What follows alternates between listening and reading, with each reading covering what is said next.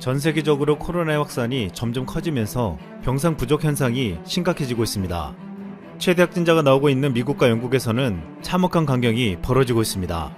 15분마다 코로나로 인한 사망자가 발생하고 있는 미국 LA에서는 병원들이 응급 환자에게 공급할 산소가 부족하여 구급차를 돌려보내고 있다고 보도되었습니다. CNN은 LA 응급의료 서비스 당국이 지난주 최소 20분 심폐소생술을 해도 소생 가능성이 없는 18세 이상 환자는 병원에 이송하지 말라는 지침을 내렸다고 보도했습니다. 코로나로 인해 병상이 크게 부족하기 때문입니다. 실제로 LA 911 센터에서는 코로나로 인한 응급구조 전화가 끊없이 걸려오지만 병상이 모자라 환자를 데려가도 눕힐 침대가 없다고 했습니다. 영국 런던도 변이 바이러스가 발생하며 하루 신규 확진자가 6만 명을 넘어섰습니다. 잉글랜드 전체를 놓고 보면 50명 중에 1명, 런던의 경우 30명 중 1명이 코로나에 감염된 것으로 조사되었습니다. 영국도 지금 병상이 없고 입원한 사람들도 산소가 부족해 의료진들은 누구를 먼저 살려야 하는지 잔인한 선택을 하고 있습니다. 일본도 병상과 의료진 부족 현상이 심각해지며 최대 위기에 놓여져 있습니다. NHK에 따르면 6일 코로나 확진 후 자택에서 대기하다 사망한 사람이 최소 122명인 것으로 파악되었습니다. 코로나 환자가 폭증하면서 일부 병원에서는 내조 중이나 심근경색 환자에 대한 치료도 중단했습니다. 국내에서도 지난해 말 병상이 부족해 대기 중 자택에서 사망하는 사람이 총 10명이 발생했습니다. 전 세계는 백신이 개발되고 접종이 시작되자 코로나 종식에 대한 희망이 보이는 듯 했으나 연말을 지나면서 병상이 부족한 의료마비로 최악의 상황을 맞이하고 있습니다. 이런 상황에서 한국에서 개발한 놀라운 이동형 음압병동이 전 세계의 주목을 받고 있습니다. 바로 카이스트가 개발한 이동형 음압병동입니다. 이 이동형 음압병동은 병실 1개와 전실 1개를 조립하는데 불과 15분이 걸리고 병동을 불과 한 달도 안 되어서 지을 수 있습니다. 또한 기존 음압병동과 동일한 치료 장비들은 물론 의료진이 외부에서 코로나 검사를 할 수 있는 공간도 마련되어 있습니다. 즉 빠르게 기존의 음압병동과 똑같이 만들 수 있기 때문에 환자가 넘쳐나지만 병상이 부족해서 받을 수 없는 상황을 놀라운 속도로 해결해 줄 수 있다는 것입니다. 이 음압병동이 이렇게 빠르게 설치하고 조립이 가능한 이유는 병실과 병동에 필요한 대부분의 장비를 모듈처럼 구성했기 때문입니다. 또한 이 음압병동은 자유롭게 개조나 변경이 가능해 환자 상황에 맞는 맞춤식 진료를 할 수 있습니다. 모듈 배치에 따라 중환자 병상과 일반 병실, 선별 진료소 등 다양한 구성도 가능합니다. 이 병동은 코로나 사태가 끝나거나 병상 부족이 해결된 이후에도 무게와 부피를 70% 줄인 상태로 군수품처럼 보관했다가 언제나 필요해지면 긴급하게 사용할 수 있다는 장점이 있습니다. 게다가 설치 비용도 80%를 줄일 수 있어 경제적으로도 효율적이고 또한 평시에 의료진의 교육훈련 센터로도 활용할 수 있습니다. 이렇게 모듈화하는 패키지는 항공 운송도 가능해 미국이나 유럽 등지에 병동 전체를 수출할 수도 있습니다. 이를 개발한 카이스트 남택진 교수는 세계 최초로 개발한 MCM 음압병동의 하드웨어와 운영 노하우를 향후 K방역의 핵심 부품으로 추진하고 수출까지 기대할 수 있다고 말하기도 했습니다. 중국은 지난 2월 우한에서 코로나가 창궐하자 긴급하게 컨테이너 병원을 지었습니다. 공사를 시작한 지 53일 만에 개원하며 병상을 3,400개를 만들었다고 자랑했습니다. 여기엔 1만 5천 명의 인력이 투입되고 큰 비용이 들었습니다. 이뿐만 아니라 국제회의장, 체육관 등에서도 4,400여 병상의 임시병원을 만들었습니다. 하지만 이 시설은 병원이라고 하기보다는 수용시설에 가까웠습니다. 음압병실은커녕 칸막이도 없이 침대들을 나열해 놓아 내부 감염은 더욱 커졌습니다. 중국은 빨리 병상을 확보하는 데는 성공했지만 이를 통해 감염을 막거나 제대로 된 치료를 하지 못했습니다. 하지만 이번에 카이스트가 개발한 이동식 음압병동은 중국이 만든 임시병원과 비교되며 앞으로 병상이 부족한 문제를 긴급하게 해결할 해결책이 될 것으로 기대되고 있습니다. 국내 신규 확진자는 8일 0시 기준 674명이 발생하며 한때 연일 1000명대를 넘으며 위기가 확산되었지만 완만한 감소세를 보이고 있습니다. 지난 연말에 한 언론에서는 백신을 확보하는 일본의 연말 풍경과 백신을 확보하지 못해 거리두기로 썰렁한 한국의 연말 풍경을 비교해서 보도했습니다. 하지만 일주일이 지난 지금 한국과 일본의 상황은 정반대가 되고 있습니다. 최근 한국은 1000명대를 넘어서는 위기를 이겨내고 600여 명까지 줄였고 일본은 8일 신규 확진자가 7,570명이 나오면서 역대 최다를 기록했습니다. 일본은 너무나도 늦게 수도권의 긴급사태를 선언했지만 올해 올림픽은 물 건너갔다는 말까지 나오고 있습니다. 그런데 긴급 사태라고 발령해봤자 수도권 4개 지역의 음식점 영업시간을 오후 8시까지 단축하고 지역 주민들의 외출을 자제하는 수준이었습니다. 전문가들은 확진자가 7,000명이 넘을 정도로 폭발하는 상황에서 이번 긴급 사태 발령이 수도권에 한정되고 자숙 중심이라 코로나를 진정시킬 수 있을지 의구심을 제기했습니다. 결국 확산세가 멈추지 않으면 더욱 강력한 조치들을 할 수밖에 없을 것으로 보고 있습니다. 그렇다면 경제적 피해를 줄이고 도쿄올림픽을 위해 미뤘던 긴급사태 발령이 더욱 큰 손실을 가지고 올 전망입니다. 일본은 긴급사태 발령으로 인한 피해 규모가 한 달 새 50조 원에 달할 것이란 분석이 나왔습니다. 일본 다이이치 생명경제연구소는 앞으로 14만 7천 명이 일자리를 잃을 것으로 내다봤습니다. 여기에다 수도권에 몰려있는 일본의 대기업들도 긴급사태 조치로 인한 피해를 면하기 어려울 것으로 전망되고 있습니다. 그런데 8일 일본의 시가총액 1위 기업 도요타를 놀라게 하는 소식이 전해졌습니다. 바로 한국의 현대차가 애플카를 공동 개발한다는 소식입니다. 국내 한 방송 매체는 현대차와 애플이 애플카를 공동 개발한다며 2027년에 출시 예정이라고 보도했습니다. 해당 매체는 현대차 그룹 내부에서는 이미 검토가 마무리된 상태로 정의선 회장의 재가만 남았다고 전했습니다. 이러한 보도에 현대차도 협의를 진행하고 있음을 인정하며 하지만 아직 초기 단계여서 구체적으로 결정된 것은 없다고 말했습니다. 올해부터 본격화되는 전기차 관련 주가가 최근 급등하고 있습니다. 국내 K배터리 3사인 LG화학과 삼성 SDI, SK이노베이션 등은 동시에 주가가 최고가를 경신하기도 했습니다. 하지만 한때 전세계 1위 자동차 기업이었던 일본 도요타는 최근 한국을 견제하며 회심의 일격을 날렸습니다. 전고체 배터리를 우리 기업들보다 더 빨리 상용화하겠다고 선포한 것입니다.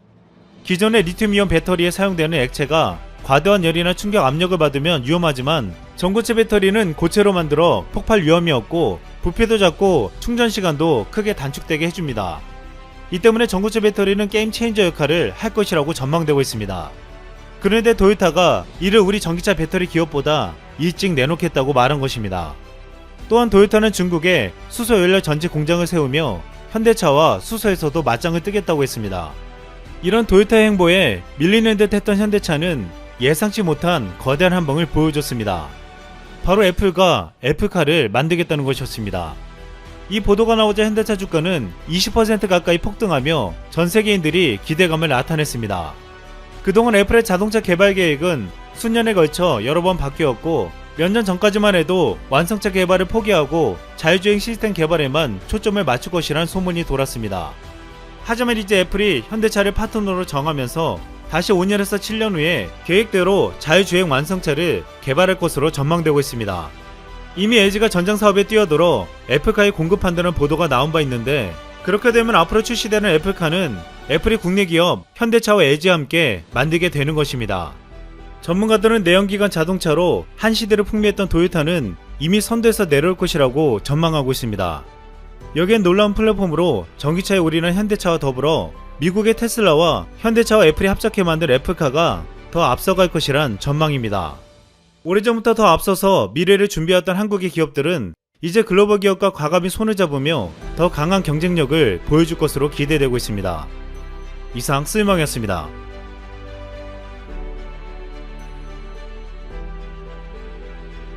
최근 일본의 한 언론에서는 미국의 핀테크 기업 레미트리가 조사한 세계에서 가장 이민 가고 싶은 나라 순위를 집중 조명하였습니다. 이 기업은 지난 1년 동안 구글에서 해외 이주에 관련된 문구와 가장 많이 엮이는 나라 순위를 매겨 이 결과물을 발표했는데요. 일본은 1위인 캐나다의 뒤를 이은 2위에 등극하였습니다. 그 이유로는 경치의 아름다움과 뛰어난 치안, 수많은 일거리, 그리고 높은 생활 수준을 들었죠. 그리고 이 소식을 들은 일본 네티즌들은 역시나 자부심에 가득 찬 반응을 보이고 있습니다. 특히 한 네티즌은 코로나가 발생하기 전 일본인들은 미국이나 영국 등으로 이민 가고 싶다는 생각을 많이 했지만 요즘 그들의 행보를 보면 그런 생각이 완전히 사라진다고 하죠. 그런데 그런 와중에 느닷없이 한국을 끌고 와서 한국에는 전혀 살고 싶지 않다라는 발언을 덧붙입니다. 그리고 이 댓글은 혐한 치트키를 쓴 덕분에 좋아요 17,000개라는 압도적인 호응을 받으며 이 뉴스의 베스트 댓글로 선정되었습니다. 가만히 있던 이웃 국가를 데리고 와서 섀도우 복싱을 하며 차별과 혐오 감정을 양산해내는 이 국가가 도대체 어떻게 외국인들이 가장 이민 가고 싶어하는 국가인지 그것만 봐도 모순 덩어리지 않을 수 없는데요. 최근 그들이 보이는 작태를 보자면 그들은 정말로 자신들이 세계에서 가장 관대한 민족이고 질시와 차별은 하지 않는 1등 시민인 줄 진심으로 착각하는 것 같습니다. 지난 27일 나이키 일본 지사에서는 유튜브 채널에 한 편의 광고 영상을 올렸습니다. 일본에 살고 있는 제일교포 호녀라들이 학교에서 이지매를 당하고 있습니다. 그들은 인생의 회의감을 느끼며 극단적인 생각도 하게 되죠. 하지만 스포츠에 대한 열정으로 이를 극복해내게 된다는 지극히 정상적인 내용을 담고 있는 영상이었는데요. 이 영상을 본다면 누구나 같은 생각을 하게 될 것입니다. 우리 사회에 알게 모르게 차별은 여전히 존재하는구나. 그런데 이 영상에 대한 네티즌들의 반응은 심상치 않습니다. 좋아요가 4만 개인 반면 싫어요는 2.6만 개에 육박하여 영상을 조회한 시청자의 40%가 이 영상에 대한 불만을 표시했는데요. 우리 일본에 차별 따위는 존재하지 않는다. 우리는 왕따 같은 것을 시키지 않는다. 혼혈에 가장 관대한 사회가 일본이다. 반일 기업 나이키는 보이콧 대상이다. 나이키가 이제 일본인들의 눈밖에 났으니 반일의 대표 주자인 한국이 그랬던 것처럼 나이키도 몰락하는 길만 남았다며 열을 올리고 있습니다. 최근 일본의 다이아몬드 온라인에서는 미국에서 바이든 정권이 출범한 것이 일본에게는 순풍이 되는 반면 한국은 곤경으로 몰고 갈 것이라 일침을 날리고 있습니다. 안 그래도 일본의 경제 보복으로 인해 치명타를 받았고 코로나로 인한 의료 붕괴와 경제 붕괴를 맞은 한국이 미국의 경제 제재도 당하게 된다는 것인데요. 정확한 수치를 기반으로 한다면 이것은 결코 가당치도 않은 그들의 희망사항에 불과합니다. 물론 얼마 전 OECD가 올해 한국의 경제 성장률을 기존의 마이너스 1.0%에서 마이너스 1.1%로 낮추는 행보를 보이긴 했습니다. 그런데 여기서 함정은 세계 평균이 마이너스 4.5%라는 점이죠. 미국 마이너스 3.7%, 독일 마이너스 5.5%, 일본이 마이너스 5.3%로 한국의 마이너스 1.1%는 애교 수준으로 보입니다. 실제로 이것은 단순한 예상치일 뿐만 아니라 가시적인 수치로 드러나기도 했습니다. 지난 1일 한국은행이 발표한 2020년 3분기 국민소득에 따르면 2020년 3분기 한국의 실질 GDP는 전년 동기 대비 2.1% 성장을 기록했습니다. 이것은 지난 11년간 최고 기록이죠. 또한 한은은 올해 한국의 1인당 국민 총소득이 3만 1,000달러를 넘을 것이라 전망했습니다. 그리고 경제의 선행지표로 꼽히는 증시 역시 이것을 무엇보다도 명확하게 반영하고 있죠. 한동안 미국에만 지나치게 쏠리던 글로벌 자금은 한국의 증권시장에 쏠린 현상을 보이고 있습니다. 지난 27일 KB증권의 분석에 따르면 이는 신흥국 전반으로 유입되는 자금도 아니고 정보기술이 앞서는 국가들을 중심으로 들어오는 자금도 아닙니다. 오직 한국만을 선택하여 들어오는 자금이라고 하는데요. 외국인들이 이 결정을 하게 된 트리거는 지난 15일 있었던 영내 포괄적 경제 동반자 협정 RCEP 최종 합의입니다. 아시아 태평양 지역을 하나의 자유무역지대로 통합하는 이 협정은 가장 큰 수혜국이 한국으로 꼽히고 있는 상황이죠. RCEP의 경제적 효과가 기대되는 업종인 전기전자, 자동차, 철강, 석유화학, 기계 등 대부분의 사업 분야에서 한국은 세계 정상 수준인데다가 최근 미국의 달러 가치가 떨어지고 원화 가치는 절상되고 있습니다. 이에 더불어 한국은 코로나 방역에서 세계 제1의 모범을 보였고 차후 백신 보급에 대한 철저한 플랜마저 있죠. 또한 실질적인 경제 수치들 역시 세계에서 가장 양호하게 나오고 있으니 외국인들이 한국에 투자를 마다할 이유가 전혀 없다는 것입니다. 스위스 취리에 본부를 두고 있는 크레디트 스위스 역시 이제부터 본격적인 아시아 어닝 슈퍼 사이클에 들어섰다며 한국을 가장 선호해야 할 투자 국가로 선정했습니다. 이것은 세계가 코로나19로부터 회복을 시작하는 2021년 이후에도 몇 년 동안 이어져 해당 국가 기업들의 꾸준한 실적 증가를 이끌어낼 것이라 기대하죠. 이들이 한국에서 크게 성장할 것으로 주목하는 사업은 크게 두 가지로 분류됩니다. 첫째, 바이오 산업. 현재 코로나19 백신과 치료제 개발에서 단연 선두를 달리고 있는 국가는 미국입니다. 하지만 최근 전해지고 있는 소식에 따르면 미국의 릴리와 리제네론 등 코로나19 치료제를 생산하는 기업들이 절실한 물량 부족에 시달리고 있다고 합니다. 그도 그럴 것이 치료제를 생산해내는 것보다 미국에서 새로운 코로나19 확진자가 발생하는 속도가 훨씬 빠르기 때문일 테죠. 그래서 업계에서는 이들을 보조할 수 있는 후발주자가 절실하다는 곡소리가 나오는 상황인데요. 이 중 가장 적합한 국가로 한국이 꼽히고 있습니다. 한국은 그동안 바이오는 곧 버블이라는 공식이 생길 정도로 기업이 실질적으로 창출해내는 매출에 비해 지나친 기대를 받아왔던 것은 사실입니다. 하지만 그만큼 한국은 바이오 대량 생산 시설만큼은 그 어떤 나라보다도 제대로 된 시설을 갖추게 되었는데요. 대규모 생산 설비를 갖춘 삼성바이오로직스, SK바이오로직스 등의 업체는 해외의 백신과 치료제 등의 발주를 받아 이를 생산해낸 뒤 역으로 해외에 수출할 수 있는 여력을 갖추고 있죠. 또한 셀트리온으로 대표되는 국내의 수많은 바이오 업체들은 다양한 바이오시밀러를 생산하여 인류가 코로나19로부터 벗어나는데 공헌할 수 있을 것입니다. 그리고 이것의 막대한 매출은 당연하게 따라오게 될 것이고, 만년 버블이라 불리던 한국의 바이오가 이제는 정말 때를 맞이하게 될지도 모른다는 기대감이 차오르는 것입니다. 둘째는 반도체 산업입니다. 원래 한국은 세계 1위 반도체 강국이지만 최근 중국의 맹추격으로 인해 그 자리에 위협을 받고 있었던 것이 사실입니다. 하지만 코로나19와 미국의 중국 견제로 인해 한국이 막대한 반사이익을 보게 되었는데요. 로이터 통신에서 지난 29일 보도한 바에 따르면 트럼프 행정부가 중국의 최대 반도체 파운드리 생산업체인 SMIC마저 미국의 규제 대상으로 선정할 계획이라고 합니다. 만약 이게 현실화된다면 중국은 반도체 굴기의 선봉주자로 여겼던 화웨이와 오른팔 SMIC마저 모두 무너지게 되는 것이죠.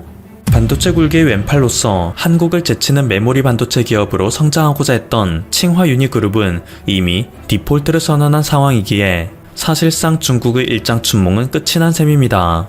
그동안 170조 원을 쏟아부었던 시진핑의 꿈인데 반도체 메모리 점유율 0%라는 초라한 성적표만 거둔 것이죠.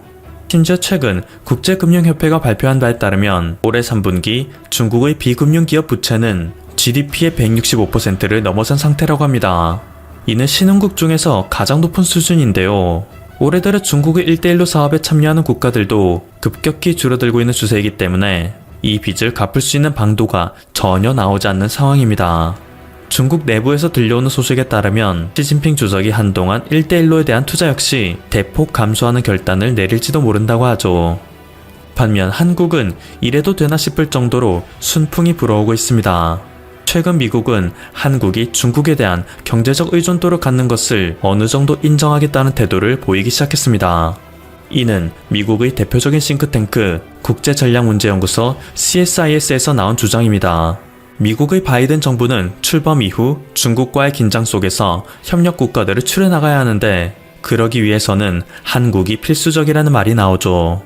한국에게는 중국을 통하여 경제적 이익을 취하되 한미 동맹을 안보 기반으로 삼아 중국을 견제해야 한다 라는 입장을 취하고 있습니다. 이것은 미국이 이전에 보였던 태도와 상당히 다른 태도입니다. 이전에 미국이 한국에 사드를 배치할 때 그랬듯 미국은 중국을 견제할 때는 견제하더라도 중국과 경제적으로 많은 부분이 얽힌 한국의 입장은 전혀 고려하지 않는 태도를 보였습니다. 중국이 사드 배치에 대한 보복을 하더라도 미국이 이것을 막아주고 지원해주겠다는 듯한 태도를 보였으나 이후 그들은 중국의 대한국 사드 보복을 나몰라라 했죠. 그렇기에 한국에게 있어 미국과 중국은 선택의 문제가 아니다라고 언급하는 이 보고서는 미국의 태도가 상당 부분 바뀌었다는 것을 알 수 있는 중요한 의의가 되는 것입니다. 심지어 지난 30일 대한민국 외교부에서 발표한 바에 따르면 한미 양측은 협상단 간 화상협의를 열어 제11차 한미방위비 분담 특별협정 협상 현황을 점검했다고 하는데요. 주한미군 주둔비의 대부분을 한국이 부담하기로 했던 내용이 어느 정도 상식적으로 이해 가능한 수준으로 협의될 가능성이 높게 점쳐진다고 합니다. 최근 한국의 뛰어난 방역과 경제 상황에 대한 영상을 본 한 외국의 네티즌은 한국의 현실에 대해 다음과 같은 통찰력을 보였습니다. 한국이 어떤 위기에도 잘 준비되어 있는 것 같은 것은 아무래도 중국과 북한 그리고 일본 같은 깡패 이웃들이 있기 때문인 것 같아. 중국은 끊임없이 한국의 것을 빼앗으려 들고 일본은 과거의 영광에 매몰되어 한국을 언제까지고 자신들의 밑으로 보려고 합니다. 하지만 그 틈바구니 속에서 한국은 묵묵히 앞으로 나아가고 있습니다. 지금까지 버블투브였습니다. 여러분의 구독과 좋아요 그리고 알림 설정은 콘텐츠 제작에 큰 힘이 됩니다. 감사합니다.